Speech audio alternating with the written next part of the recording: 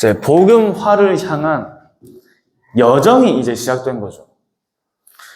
네, 복음을 받고 예수가 그리스도 되시는 그 중요한 복음을 우리가 붙잡았는데, 그러면 이 복음으로 나를 복음화하는 것이 이제 또 중요한 시작이 되는 겁니다.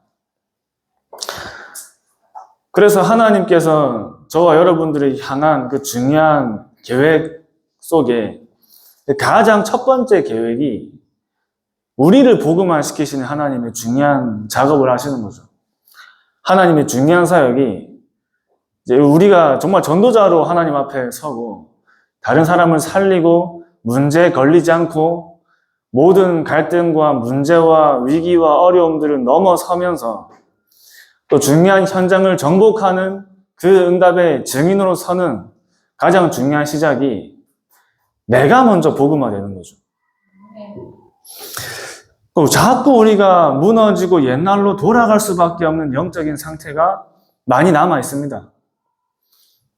우리는 사실 개인화의 끝이 없죠. 죽을 때까지 우리는 복음과 말씀과 기도와 전도의 개인화를 가지만, 근데 우리가 복음화가 되는 만큼 나를 넘어설 수 있고, 복음화가 되는 만큼 내가 문제도 넘어서고, 복음화가 되는 만큼 다른 사람과 내가 함께 할 수 있는 자리에 내가 설 수 있는 거죠.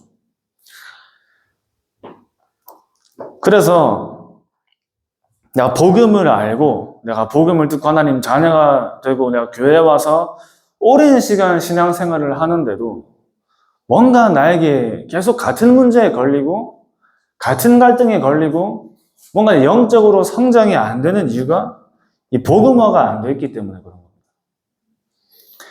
그래서 하나님의 중요한 사역도 우리 한 사람 한 사람을 복음화시키는 하나님의 중요한 사역과 또 사단의 통로도 뭔가 아직 복음으로 끝나지 않는 거기에 사단이 틈타는 거예요.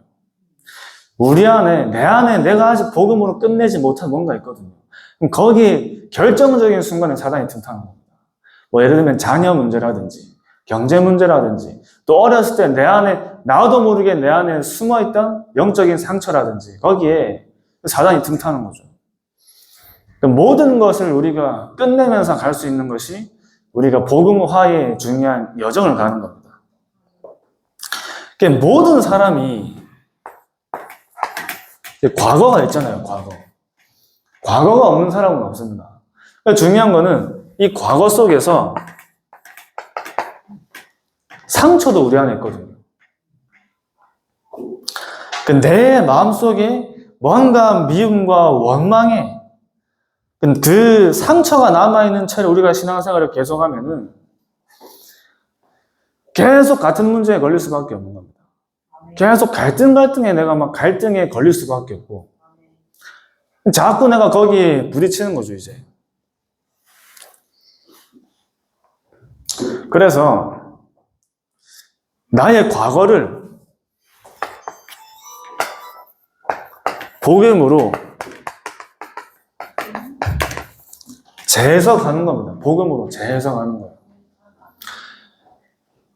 우리가 결국 과거에 상처가 있다면 내 나이와 상관없이 내가 어렸을 때 나에게 들어와 있는 상처 있거든요. 나의 부모님을 통해서 받은 상처도 있고 학교 다니면서 받은 상처도 있고 뭔가 모르게 내 안에 사람마다 다르게 잡아져 있는 상처가 있는데, 그래서 복음으로 나의 과거를 재해석하는데, 오늘 읽으신 본문 말씀에 그 기쁘신 뜻대로 우리를 예정하사 창세전에 우리를 예정하셨다고 말입니다. 하나님이 저와 여러분들을 창세전에 하나님의 자녀로 부르셨다는 말은 우리의 과거까지도 하나님이 창세전에 예정하신 과거가 되는 거죠. 우리가 만난 모든 과거의 환경과 만남들까지도 하나님은 창세전에 예비하신 만남이고 우리의 모든 과거가 하나님이 창세전에 예비하신 과거인데, 그럼 그 속에 하나님의 중요한 계획이 들어있는 겁니다. 복음으로 재해석되어질 때 여기서 하나님의 숨은 축복들이 발견되죠. 그래서 상처가 아니라 이 발판으로. 사실 이게 우리가 너무 많이 들은 메시지고 너무 알고 있는 내용이지만 실제로 우리가 여기서 계속 걸리거든요. 내가 복음화가 안 된 거기에. 그러니까 뭔가 나랑 안 맞고 뭔가 나하고 안 통하고 결국 그게 전부 다 결국에 전부 게 창세기 3장이잖아요. 나하고 안 맞고 누가 알아주면 열심히 하고 누가 몰라주면은 대충 하고 교회에서 또 누가 막 교회에서 막 알아주면 막 열심히 뛰고 그것도 창세기 3장입니다. 그러니까 누가 몰라주고 뭐라 하면은 안 해버리고 그러니까 전부 나 기준이에요. 나 기준. 다 나 중심이거든요. 그러니까 내 안에 창세기 3장이 발견되는 만큼 왜 나에게 복음이 아니면 안 되는지에 대한 이유를 계속 발견하는 겁니다. 내 안에 영적 문제가 발견돼야 내 안에 복음이 나에게 필요하구나라는 사실이 발견되는 거죠. 그래서 내가 복음화된 사람은 복음화되는 만큼 여러 사람들과도 함께 할 수 있는 거예요. 나랑 안 맞고 상관없어요. 나랑 안 맞고 그래서 복음화되는 만큼 사역도 사역자도 이게 되어지는 만큼 더 많은 사람들 살릴 수 있는 겁니다. 그러니까 이제 저도 당연하게 이제 뭐 사역을 많이 하지만 유독 힘든 사람이 있거든요. 저 사람 진짜 말하기 싫네. 이런 사람이 있거든요. 말 안 통하네. 근데 그것도 내 기준이고요, 사실. 그것도 제 기준이거든요. 결국 저 사람을 내가 만나서 얘기할 수 없고 사역할 수 없고 내가 복음을 말하지 못한다면 그것도 아직 제가 복음화 안 됐다는 부분에 드러나는 겁니다. 내 안에 복음이 안 되어진 부분이. 그래서 이 복음화가 다른 사람과 다른 현장에 필요한 복음이 아니라 진짜 나에게 필요한 복음화의 응답을 내가 누려야 되는구나가 발견되는 만큼 사단이 틈탈 수 있는 통로들이 좁아지는 거죠, 이제. 그래서 갈라디아서 2장 20절 말씀에 내가 완전히 사라지고 그리스도가 내 안에 사시는 그 영적인 상태가 될 때 사단이 틈타지 못하는 전도자의 영적인 상태가 되는 겁니다.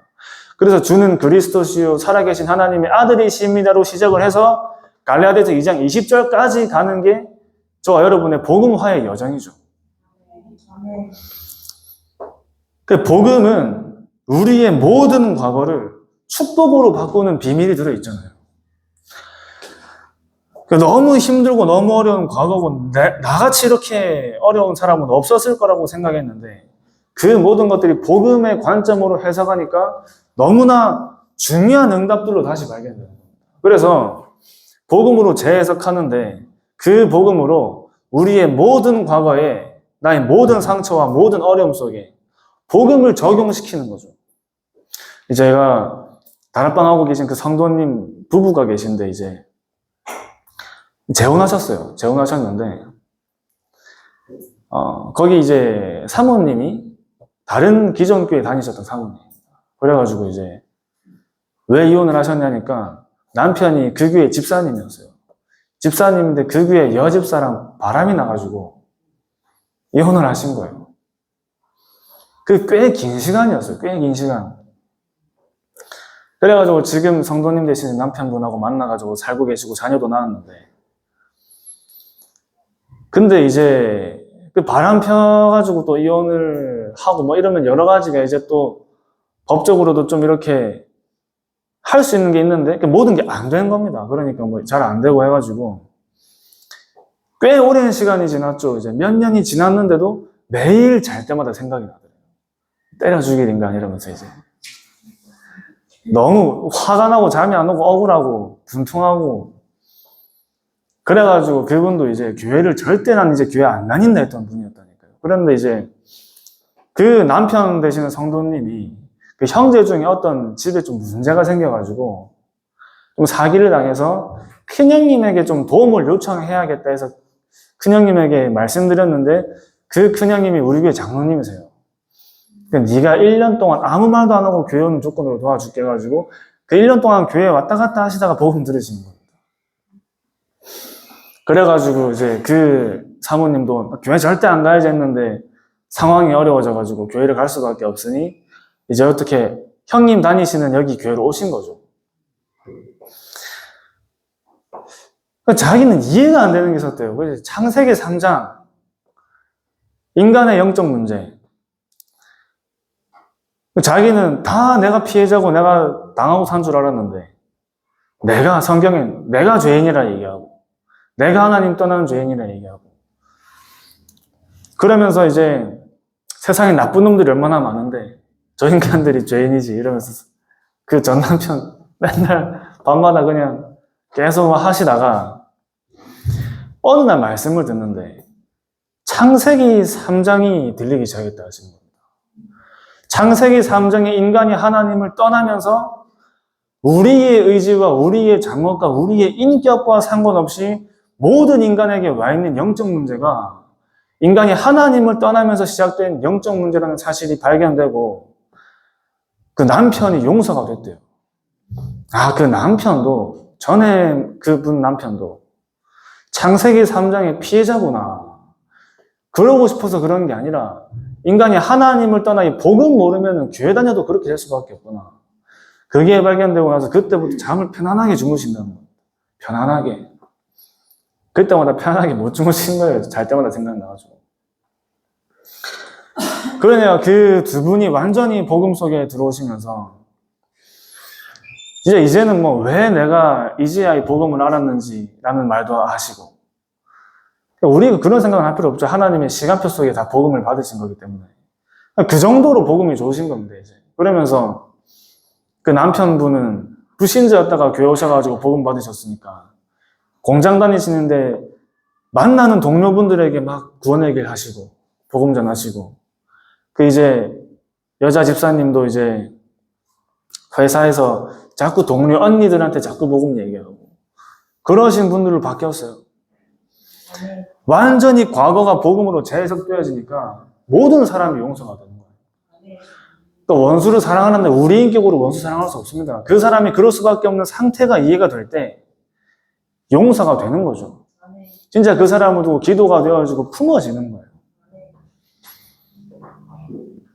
그래서 진짜 이 복음의 비밀을 가지고 우리의 과거가 복음화가 안 되면 절대 오늘을 복음할 수 없잖아요. 과거가 복음화가 돼야지 오늘을 복음할 수 있는 거예요. 나의 과거가 복음으로 재해석되어지고 이제는 복음 안에서 나의 과거가 다른 사람을 살리는 증거가 되고 메시지가 되면서 오늘 나에게 오는 많은 문제, 상황, 사건까지도 내가 복음으로 해석할 수 있는 눈들이 생기는 겁니다. 우리가 예수는 그리스도 모든 문제 해결자라고 하신 그 복음이면 우리가 모든 문제 해결자 되신 그리스도가 우리 안에 함께 하신다면 모든 문제를 내가 누릴 수 있는 거죠, 이제. 모든 문제 넘어설 수 있는 거예요. 진짜 살아있는 이 땅에 그리스도가 함께 하시면은 그 그리스도께서 내 안에 함께 하시는 그 복음 안에 우리가 못 넘어설 문제가 없어지는 겁니다. 제가 이제 우리 중고등부 메시지 할 때도 애들한테 이제 무슨 얘기를 했냐면, 처음에 저도 이제 우리 교회 전도사님한테 했던 질문이 뭐였냐면, 아니, 이해가 안 되는 게 있는데 어떻게 요셉, 다윗, 중요한 렘넌트 7명들을 볼 때 하나님을 바라보고 이제 애국 복음화라는 꿈까지 꾼 요셉이 팔려간 때가 중학생 때 아닙니까? 중학생 때. 그래서 30살에 총리가 됐는데 그러면 10년이 넘는 시간 동안에 노예로 감옥으로 팔려가는 시간이 있었단 말이거든요. 우리로 치면은 진짜 하나님 앞에 복음 가지고 신앙생활을 하는데 끊임없이 문제만 온 거예요. 끊임없이. 근데 어떻게 하나님을 바라볼 수 있냐? 근데 어떻게 계속 불신앙을 안 할 수가 있냐? 이제 이 질문을 했었거든요. 다윗도 마찬가지죠. 끊임없이 도망자 생활을 하는데 그게 막 한 달, 두 달이 아니라 10년이 넘는 시간 동안. 그 비밀이 복음화의 응답 속에 있는 겁니다. 내가 하나님이 나와 함께 하시는 그 비밀을 누리는 만큼 문제, 갈등, 위기, 그 모든 것들을 누리는 게 되어지는 거예요. 누리는 게. 보는 게 달라지는 겁니다. 그러니까 10년이든 20년이든 30년이든 상관없었어요. 끊임없이 복음 운동하고 전도 운동하는데 계속 죽는 날 그날까지 핍박이 오는데 바울은 상관없었습니다. 왜 하나님 복음 운동하는데 이렇게 핍박만 옵니까? 라는 말을 한 적이 한 번도 없어요. 내가 그리스도께서 이 복음을 받은 상속자니 당연히 핍박받는 게 나에겐 감사로 고백했다니. 나를 복음하는 만큼. 우리가 문제를 보는 것도 달라지고 갈등, 핍박을 받는 것까지 그것을 해석하는 것까지 달라지는 겁니다. 오늘이 내가 복음화 되는 만큼 저와 여러분들의 미래도 복음화할 수 있는 거죠. 우리의 미래에 어떤 일이 오든 어떤 문제가 생기든 그게 우리에게 문제가 되지 않고 위기가 되지 않는 겁니다. 또 하나님이 우리를 통해서 하실 중요한 응답에 하나님이 하시는 하나님의 사역으로 발견되는 거예요. 또 다른 하나님이 우리에게 중요한 복음 운동의 증거를 주실 하나님의 숨은 계획과 뜻들이 발견되는 겁니다. 그러니까 하나님이 우리와 함께 하시는 그 하나님 자녀요 전도자의 축복은 세상 사람들하고는 비교가 안 되는 삶이 되는 거예요, 진짜.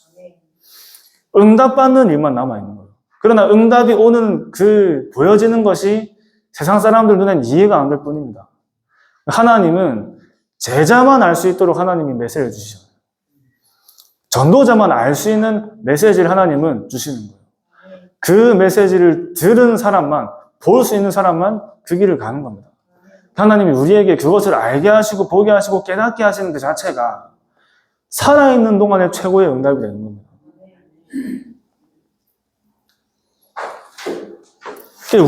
우리도 모르게 보고 생각하고 해석하는 그것이 우리 안에 뿌리 내린 대로 생각하고 해석하고 보잖아요. 내 안에 뿌리 내린 대로.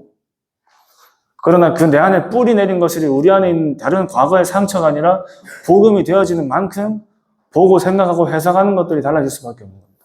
그러니까 말이 달라지죠. 어느 순간부터 말하는 게 달라져요. 어느 순간부터 생각하는 게 달라져요. 선택하는 게 달라지는 겁니다. 당연히 재창조되는 인생을 살 수밖에 없어요. 복음으로 나의 인생이 재해석되어지고 적용되는데 오늘과 나의 미래가 완전 재창조의 증인으로 서는 거예요. 증인으로. 그러니까 그 성도님 회사의 직원분들이 야, 니 요즘에 술도 줄이고 담배도 줄이고 피부 많이 얼굴 많이 달라진 것 같다 얘기하는데 그때마다 하시는 말씀, 형님 예수 믿으세요. 계속 형님 예수 믿으셔야 됩니다 이러면서 참, 그 사람이 바뀌잖아요. 완전 재창조 인생. 하루 종일 구원의 길만 그리신다요 집에서. 근데 안 헤어진대요. 계속 그린대요. 모든 사람에게 공통된 각인이 창세기 3장입니다. 그래서 창세기 3장과 창세기 3장이 부딪히는 게 갈등이고 분열이잖아요. 한 사람만 복음화되는 응답 속에서 이 사람을 품을 수 있으면 갈등이 안 일어나요. 전부 내 기준, 내 생각으로 말하기 때문에.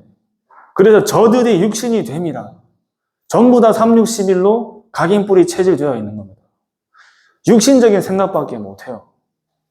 제가 어제도 이제 점심 때 이제 부산에 계신 장로님이 대학교 교수님으로 계셔가지고 식사하면서 얘기하는데 제가 랩런트 때부터 심으려고 하는 게 그거거든요. 전부 대학생 되고 나면 전부 세상으로 끌려가요. 교수님 하시는 말씀이 랩런트들이 나를 언제 찾아오냐? 집이 필요할 때. 언제 필요하냐? 취업 상담할 때. 성적 관리 이런 거 있잖아요. 어디 회사가 유명하고 뭐 이런 거 있잖아요. 그러면서 최근에도 이제 나의 성 361을 위해 서울로 상륙하시는 랩런트 한 분 계십니다. 그래가지고 만나 봐달라 하시는데 우리가 복음 놓치고 아무리 360일 달려봤자 불신자 종로는 아니니까 삼성에 취업해가지고 임원까지 됐다 해도 이재용 신부로 많은 거거든요. 진짜 랩런트들이 복음 안에서 오직 하나님의 증인으로 서려면 여기에 눈들을 열어줘야 돼요. 진짜 하나님의 하시는 그 능력으로 도전하고 응답받는 것들을 체험해야 됩니다. 그래서 전부 저들이 육신이 됩니다. 우리의 각인 뿌리 체질인 361에서 완전히 벗어나는 영적인 축복을 회복하는 겁니다. 복음 안에 모든 게 다 들어있는 거예요.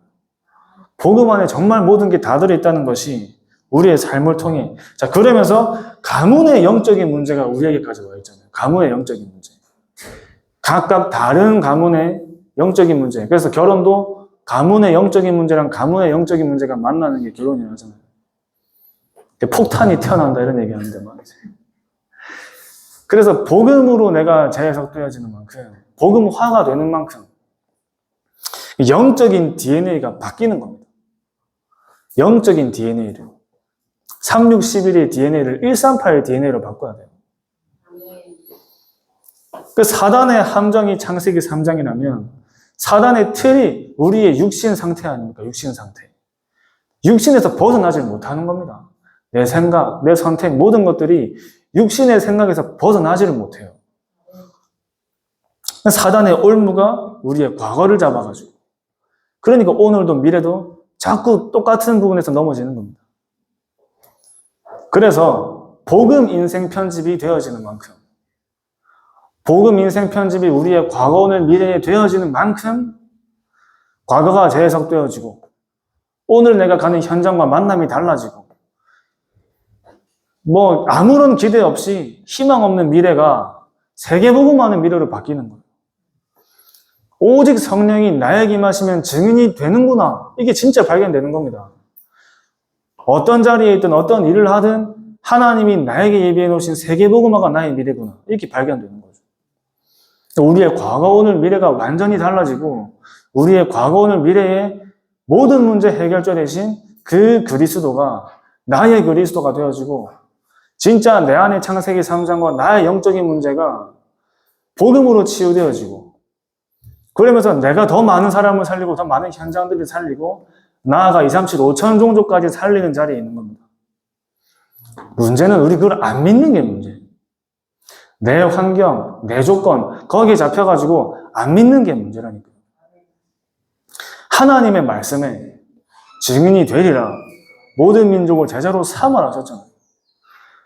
방글라데시에 계신 살람 목사님 선교하신 분이 교회 집사님인가 권사님이십니다. 돌아가셨는데 외국인 노동자 그 공단 다니시면서 외국인 노동자 만나가지고 전도하신 분이 살람 방글라데시를 복음화 시키고 계신 살람 목사님이에요. 방글라데시의 성도가 2,000명이 넘게 있습니다. 그 한 사람을 통해서. 근데 그 2,000명도 몇 년 전에 들었으니까 지금 더 많아졌겠죠. 그래서 지금 내가 하는 것들이 지금 나의 자리와 나의 업과 나의 만남이 세계복음화의 현장으로 보는 거예요. 우리가 생각하지도 못하는 하나님의 역사가 내가 있는 현장을 통해 일어나는 거죠. 하나님은 언약 가진 사람을 통해 일하시기 때문에.